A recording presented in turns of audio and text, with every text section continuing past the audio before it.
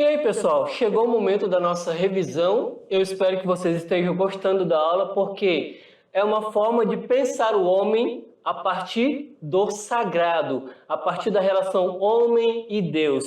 Então, vamos lá para a nossa revisão. Durante a aula, trabalhamos sobre a filosofia medieval, patrística e a escolástica. As principais características da patrística. Vimos que o cristianismo surgiu no interior do Império Romano a partir do ano 1 de nossa era, com os seguidores dos ensinamentos de Cristo. E por volta do século II depois de Cristo, o cristianismo ele começou a se expressar em contraposição à cultura greco-romana que até então era vigente. E o desenvolvimento inicial do cristianismo ocorreu com a edificação da Igreja Católica, e boa parte da doutrina cristã integra elementos de diversas correntes do pensamento grego. E a principal fonte utilizada pelo cristianismo era a revelação divina presente nas Sagradas Escrituras. Fé versus razão. Então, o cristianismo, ele baseia-se na fé, na crença irrestrita às verdades reveladas por Deus a alguns intermediários. A fé em si mesma seria a fonte mais elevada das verdades reveladas, especialmente aquelas consideradas essenciais ao ser humano e que dizem respeito à sua própria salvação. Toda investigação filosófica ou científica, como vimos, não poderiam contrariar as verdades estabelecidas pela fé católica. Vimos também que os filósofos, eles não precisavam mais se dedicar à busca da verdade, porque a verdade estava em Deus. Restava apenas demonstrar racionalmente as verdades da fé. Vamos então ver agora a patrística. A filosofia cristã dos primeiros séculos, elaborada pelos padres da Igreja, tendo Santo Agostinho como principal representante, veio a se chamar patrística. Essa filosofia tinha uma preocupação apologética, que é a defesa do cristianismo contra os ataques dos chamados pagãos e a defesa contra as heresias que a Igreja sofria. A patrística, ela pode ser dividida em dois momentos. O primeiro, do século II ao século IV, com os primeiros padres da Igreja e a defesa do cristianismo. Aqui, ó, a preocupação apologética. E entre os séculos IV e V, teremos o auge da patrística, em que nascem os primeiros sistemas de filosofia cristã. Vamos agora para a escolástica. A escolástica era um jeito de aprender a pensar e a sustentar uma argumentação. E isso era trabalhado dentro das universidades medievais entre 1150 e 1500. As principais questões da filosofia escolástica: a questão da razão e da fé, filosofia e teologia, as investigações científicas e filosóficas não poderiam contrariar as verdades da fé, e temos também a prova da existência de Deus e da imortalidade da alma. E vimos que Tomás de Aquino ele é considerado um dos principais representantes da escolástica. Pessoal, agora vocês vão para a atividade de sala e daqui a pouco a gente retorna para a nossa correção, ok? Aguardo vocês.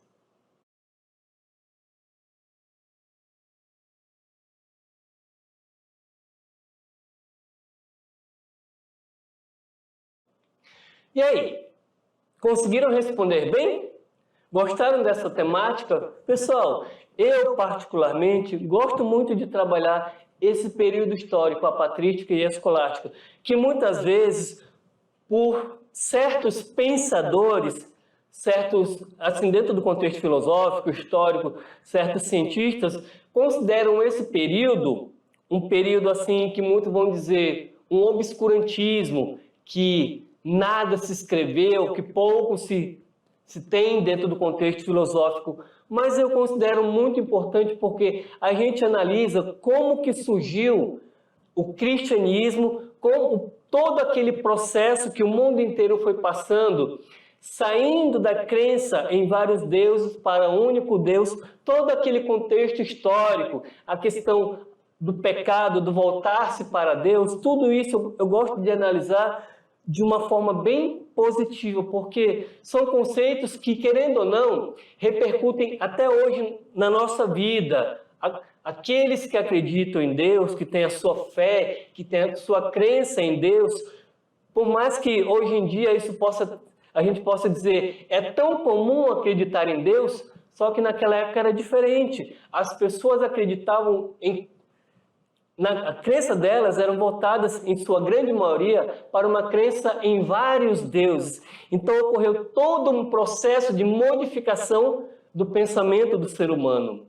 Um processo que modificou, que era voltado não somente para a religião, mas a forma como as pessoas viviam em sociedade. A política era voltada para uma política teocêntrica. O governante, ele governava segundo os princípios da igreja. Então, tudo isso faz com que a sociedade naquela época era uma sociedade teocêntrica, ou seja, Deus era o centro de tudo, centro de toda investigação filosófica, científica, política, a ética estava voltada para Deus, a sociedade estava voltada para Deus, o modo de vida das pessoas estavam voltados para Deus, e aqueles que queriam se distanciar de Deus, se dizia que eles estavam em direção ao inferno. Então, analisar esses conceitos é importante para refletir como é a nossa sociedade hoje. Então, vamos lá para as nossas questões, tirando as dúvidas de vocês. Olha só,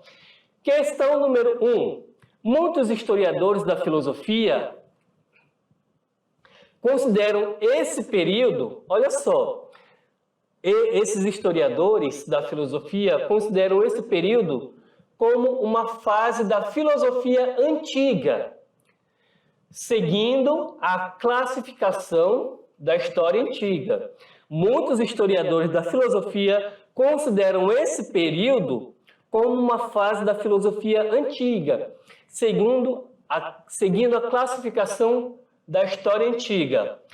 Outros preferem dizer que esse período é o início da filosofia medieval, seguindo a classificação da história medieval. As características da atividade filosófica desse período são, porém, bastante específicas e justificam destacá-las tanto da filosofia antiga como da filosofia medieval, embora guarde grandes semelhanças com ambas.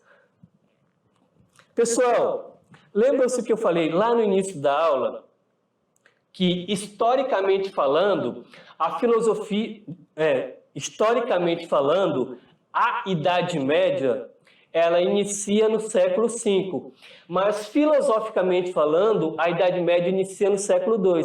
Então, por isso esse texto aqui, muitos consideram o surgimento da filosofia cristã, ali com a patrística, para muitos, a patrística ainda está lá na filosofia antiga. Outros vão dizer, não, por mais que esse pensamento esteja ainda no contexto histórico da antiguidade, ele já dá indício do que seria a Idade Média. Então, tudo isso faz com que os pensamentos sejam, não digo contraditórios, mas cada um tem uma visão diferente. A filosofia medieval começa ali na Idade Antiga. Outros não, aquilo que aconteceu na Idade Antiga é o anúncio daquilo que vai ser estabelecido na Idade Média. Então, alguns procuram determinar que, historicamente falando, a Idade Média não pode ter acontecido ainda na Idade Antiga.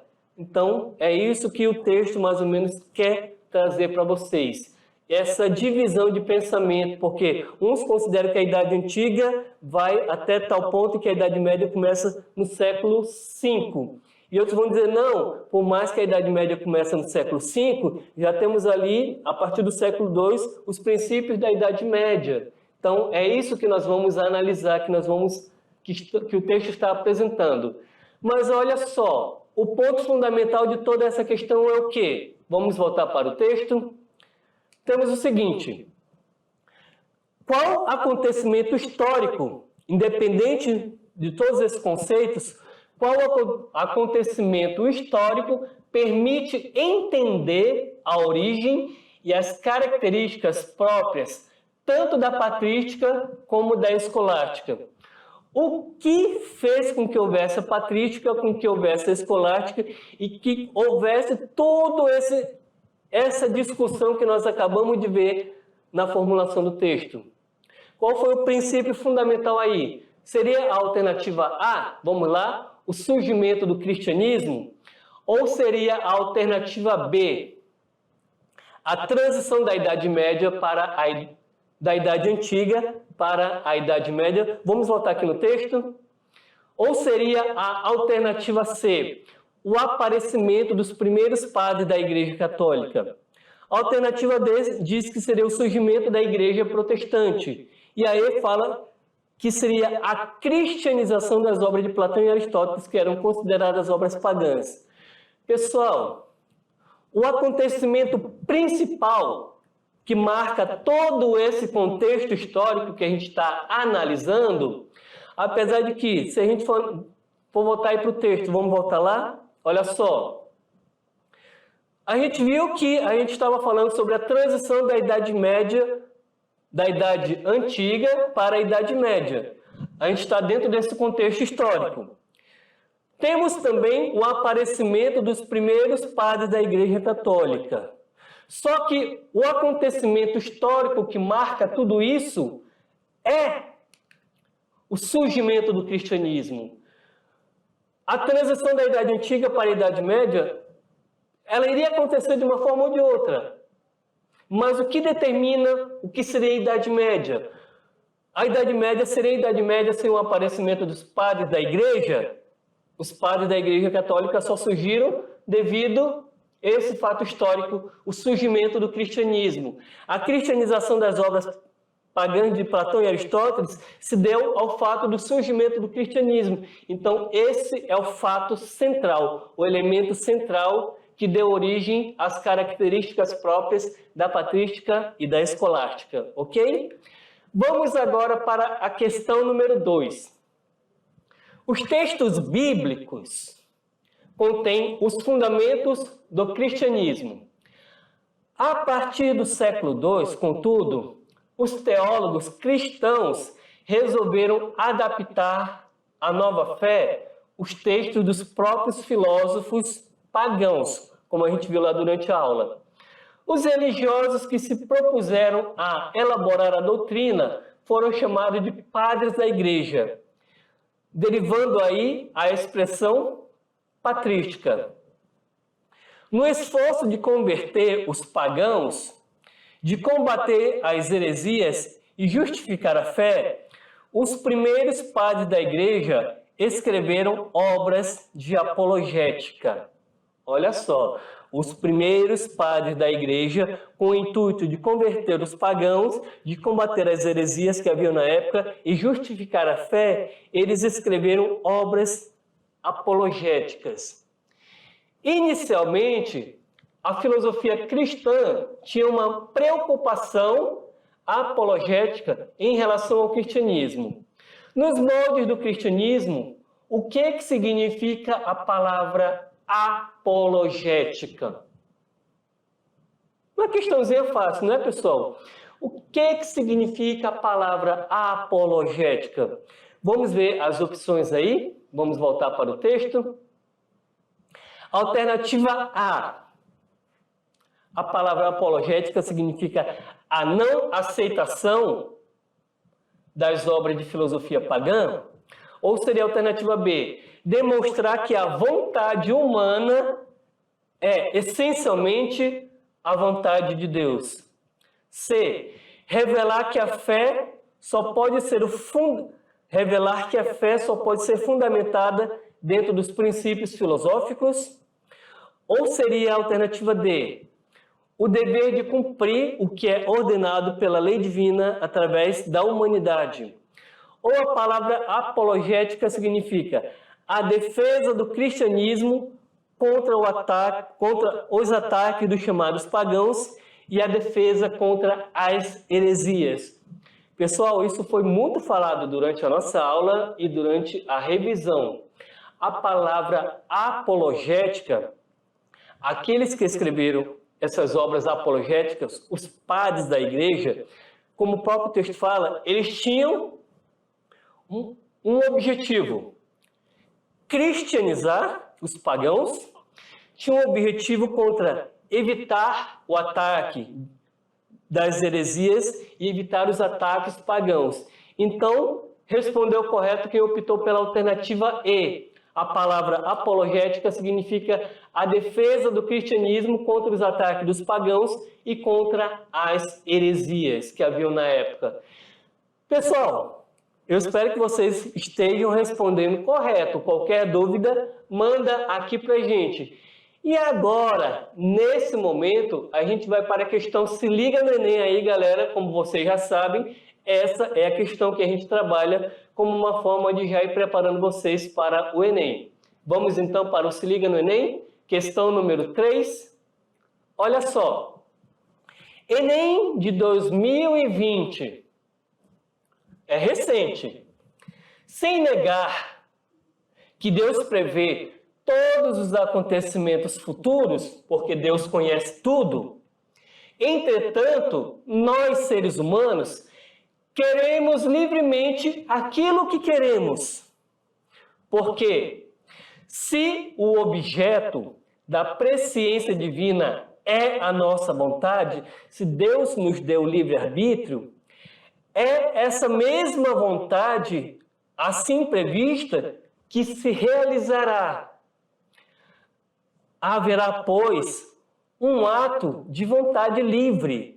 Deus permite que nós sejamos seres livres, já que Deus vê esse ato livre com antecedência. Ou seja, por mais que nós sejamos seres livres, que eu possa escolher aquilo que eu bem entendo para a minha vida, Deus já sabe o que vai acontecer dentro das escolhas que eu fizer para a minha vida.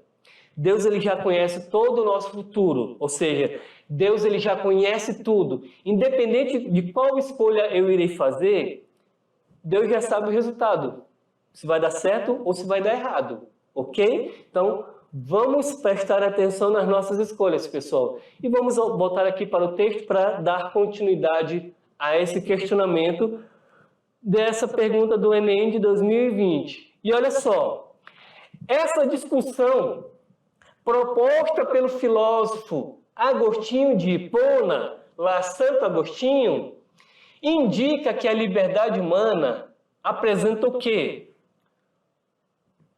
Alternativa A, uma autonomia irrestrita. B, uma competência absoluta. Ou seria a alternativa C, uma natureza condicionada. A alternativa D diz que seria a aplicação subsidiária. E a alternativa E fala que seria a utilização facultativa. E aí, pessoal, o que vocês responderam? Acertaram? Marcaram corretamente essa questão? Estão em dúvida ainda entre uma e outra? Pessoal, a gente está falando de um conceito bem interessante do pensamento de Agostinho. Deus, ele nos dá a liberdade para fazer as nossas escolhas. Deus não nos prende para nada, só que Ele sabe o que vai acontecer dentro das nossas escolhas. Então, dessa forma, Agostinho vai dizer que, independente das escolhas que eu faça, a liberdade humana, ela sempre apresenta uma natureza condicionada, porque Deus sabe de tudo. Então, eu não vou fazer as coisas sem que Deus não soubesse. Então, a natureza humana, ela é uma natureza condicionada, porque Deus sabe de tudo. Vamos agora para a quarta questão. Olha só. Por que na Idade Média a filosofia não deveria buscar a verdade? Assim sendo, qual seria a função da filosofia ou dos filósofos? Uma pergunta fácil, não é? Resposta correta: de acordo com a doutrina católica, a fé em si mesma seria a fonte mais elevada das verdades reveladas, especialmente aquelas consideradas essenciais ao ser humano e que dizem respeito à salvação. Toda investigação filosófica ou científica não poderia contrariar as verdades estabelecidas pela fé católica. Diante disso, os filósofos eles não precisavam mais se dedicar à busca da verdade, pois a verdade já havia sido revelada por Deus aos seres humanos através das Escrituras Sagradas. E restava ao filósofo apenas demonstrar racionalmente as verdades estabelecidas pela fé. Agora, para finalizar a aula, pessoal, vamos para o material complementar sobre filosofia medieval, cristã, patrística e escolástica. Vocês vão analisar esse vídeo, vão verificá-lo e ele está disponível nesse canal aqui. Esse vídeo é para fundamentar ainda mais o conhecimento de vocês sobre esse momento histórico da patrística e da escolástica. E eu espero que vocês tenham gostado da aula e a gente se encontra na próxima. Tchau, tchau, pessoal!